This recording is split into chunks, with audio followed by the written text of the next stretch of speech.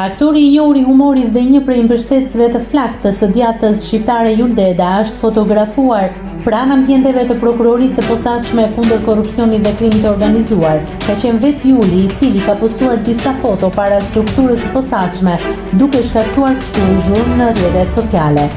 Unë fiksa herë të doni, por I keni ra gabim.